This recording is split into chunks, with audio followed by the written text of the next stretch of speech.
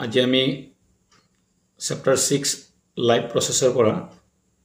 পুনৰাই কিছু MCQ discuss কৰিম যোনটো মেট্ৰিক পৰীক্ষা হাফ ইয়াৰলি এনুৱেল পৰীক্ষাৰ কাৰণে খুব গুৰুত্বপূৰ্ণ হ'ব বলা আমি স্টাৰ্ট কৰো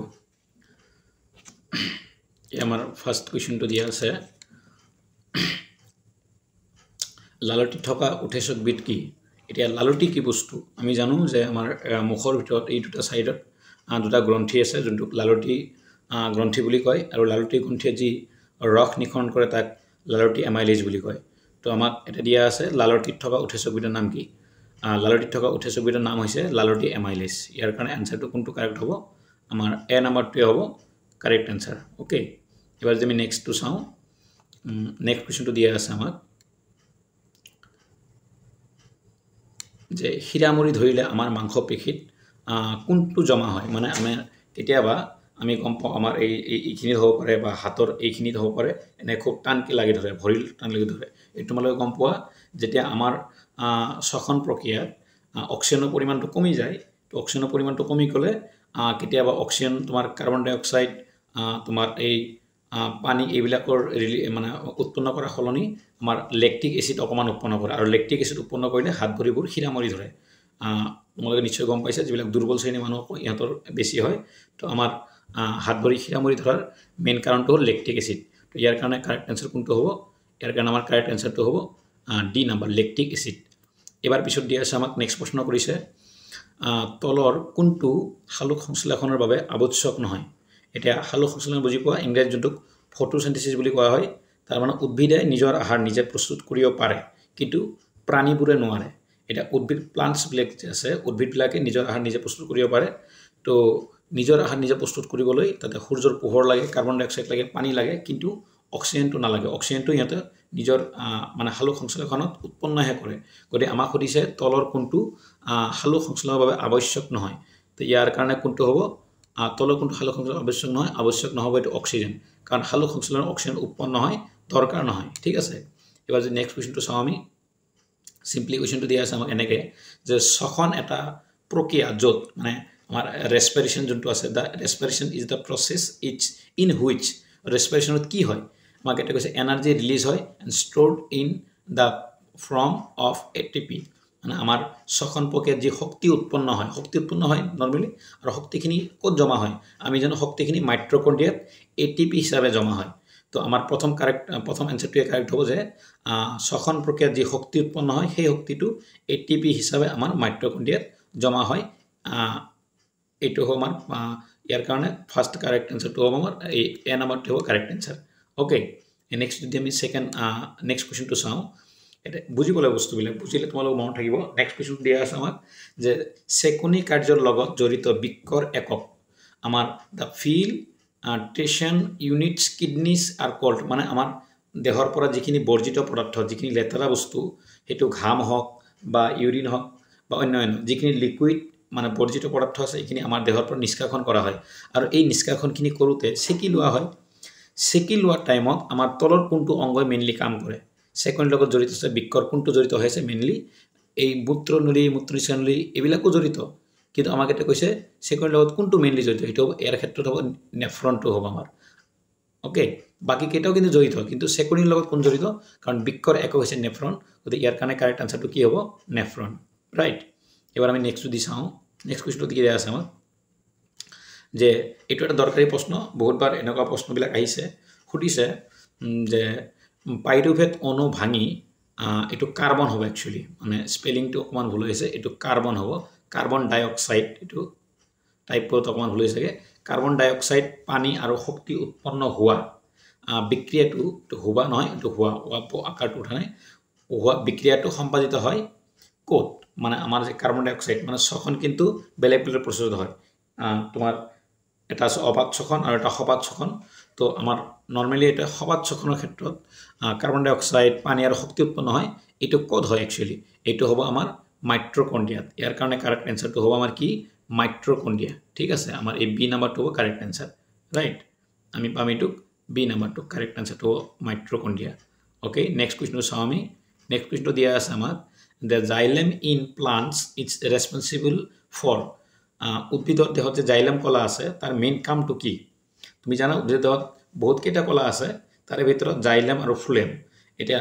জাইলাম আৰু ফ্লোয়েমে তাৰ পৰিবহনৰ কাৰ্যবিলাক সমাধান কৰে এতিয়া জাইলাম কাৰ্যৰ মেইন কাম হৈছে মানে শিপাৰ যোগেদি পানীখিনি লৈ গোটেই দেহটোত দিয়া এইটো জাইলামৰ কাম আৰু ফ্লোয়েমৰ কাম হৈছে খাদ্য পৰিবহন কৰা মেইনলি এটা এমিনো এসিড অকমান পৰিবহন কৰে কিন্তু মেইনলি জাইলামৰ কাম কি এটা হৈছে জাইলামৰ কাম দা জাইলাম ইন প্লান্টস ইজ ৰেসপন্সিবল তো ই কিহৰ কাৰণে হয় ট্ৰান্সপোৰ্ট ওয়াটাৰ খাদ্য মানে পানী পৰিবহন কৰিবলৈ জাইলামৰ মানে মেইনলি কাম এইটোৱে মেইনলি ব্যৱহাৰ হয় আৰু এবাৰ নেক্সট যদি চাওঁ আমি নেক্সট কোৱেশ্চন দিয়া আছে আমাৰ যে থিনেষ্ট ব্লাড ভেসেলস আৰ মানে আটাইতকৈ সৰু ৰক্তজালিকা যিবিলাক আছে ৰক্তজালিকা কিনে সৰু আছে ডাঙৰ আছে কিন্তু আটাইতকৈ সৰু হেতু নাম কি হেতু কি নামেৰে জনা যায় বা কোনটো হয় এটো তলত ধমনীবোৰ শিৰাবোৰ এই গুটেকেইটাৰ মাজতে কিন্তু শক্তি মানে আমাৰ ব্লাড মানে চলাচল কৰে তাৰ ভিতৰত এটো কাৰেক্ট কোনটো এটো ধমনী হ'ব না শিৰা হ'ব না ৰক্তনলিকা হ'ব ইয়াৰে ভিতৰত কাৰেক্ট আনসাৰ হ'ব যে ৰক্ত নলিকাবোৰ হয় ৰক্তনলিকাবোৰ আটাইতকৈ তোমাৰ কি সৰু সৰু হয় আৰু ঠিক আছে ইয়াৰ কাৰণে কাৰেক্ট আনসাৰ কি হ'ব তেতিয়া হল আমাৰ সি নাম্বাৰটো আমাৰ কাৰেক্ট আনসাৰ ৰাইট ঠিক আছে এবাৰ নেক্সটটো চাওঁ আমি আমাৰ নেক্সট এনেকৈ দিয়া আছে যে প্ৰশ্নটো কোন পৰ গল প্ৰশ্নটো হৈছে যে which of the correct sequence of air passes during the inhalation এটা আমাৰ যেতিয়া উশাহ নিশাহ লোৱা হয় হেলিশন মানে বুজি পাইছে নহয় যে উশাহ নিশাহ লোৱা যি প্ৰসেস উশাহ নিশাহ লোৱা প্ৰসেসটো আমাৰ কাৰেক্ট মানে হেৰি কি ৰাস্তাটো কি মানে কৰ পৰা কলৈকে যায় আমাৰ নাখাৰুন্ধ হ'ব একচুয়ালি এটো বন্ধ নহয় মানে অকমান টাইপিংৰ ইভালেবল আছে টাইপিংটো ঠিক হোৱাই থাকে নাখাৰুন্ধ লিৰিক্স সাখনলি হাওফাও কোনটো কাৰেক্ট হ'ব আৰু আমাৰ হেৰি হোৱাটো হল কাৰেক্ট হেৰিটো হল আমাৰ ডি নাম্বাৰ 2 ওকে এটো নাখাৰুন্ধ ফেৰিংস এটো বন্ধ নহয় নাখাৰুন্ধ ফেরিংস তারপর লেরিংস সাখনলি আর বায়ুমনাত লাস্টত গৈ পড়ব ঠিক আছে এবার নেক্সট অপশনটো দিয়া আছে আমাক অকমান এই কোয়েশ্চন বিলাক এইবাৰৰ কাৰণে ইম্পৰ্টেন্ট এইবাৰ যোনটো প্ৰশ্ন কৈ আছো মই প্ৰশ্নৰ এনসাৰটো সৰু আৰু এনসাৰটো ম্যাক্সিমাম ছাত্ৰ জানে কিন্তু প্ৰশ্নটো দীঘল হোৱাৰ কাৰণে লৰছলি অকমান মানে টাইম নষ্ট হয় বা ইফাল হয় আৰু মেইনলি কোয়েশ্চন কৰিছে যে while cutting an apple minus finger suddenly cut off and blood started coming out after some time the blood stopped flowing cut it and clot and the following which is related to blood cutting মানে কৈছে আমাক blood to মানে এজন ছোৱালী আছে মাইনু যি কি কৰিছে অকমান আপেল কাটোতে হাতটো অকমান কাটি গৈছে তে এই যে হাতটো যে কাটি গৈছে এই হাতটো কাটি যোৱাৰ পিছত অকমান তেজ ওলাই আছে কিছু সময় পিছত আকৌ তেজ ওলাটো বন্ধ হৈ গৈছে ঠিক আছে তেতিয়া হলে এই তেজ যে ওলাই বন্ধ হৈ গল তেজ গুট মাৰাত সহায়টো কোনে কৰিলে জড়িত কোন তো প্ৰশ্নটো ডাইৰেক্ট আহিব পাৰে যে তেজ গুট মাৰাত কোনে সহায় কৰে তেজ গুট মাৰাত সহায় কৰে অনুচক্ৰিকা ঠিক আছে তো এতে প্ৰশ্নটো ডাইৰেক্ট নিদি অকমান কি দিলে বহলাই দিলে এনেকুৱা হ'ব পাৰে মানে কোৱেশ্চনটো সৰু কিন্তু তোমাৰ এক্সপ্লেইন কৰিব অকমান বহলাই কব যিকোনো এটা প্ৰশ্ন সৰু প্ৰশ্ন ডাইৰেক্ট শৰ্টকাট খোজা যায় কিন্তু শৰ্টকাট নখুদি অকমান দীঘলীয়া খুদিব এনেকুৱা কোৱেশ্চন মই আৰু পাইছো তো তোমালোকে গুৰুত্ব সহকাৰে লবা বস্তুবিলাক লাগিব আমাক ঠিক আছে এবাৰ এটোৰ কাৰণে আনসাৰ কোনটো হ'ব কাৰেক্ট তেতিয়া হলে এটোৰ কাৰণে কাৰেক্ট আনসাৰটো আমাৰ অনুচক্ৰিকা বি নাম্বাৰটো হ'ব কাৰেক্ট আনসাৰ ৰাইট এবাৰ আহি যোৱা নেক্সট আমাক কোনটো দিয়া আছে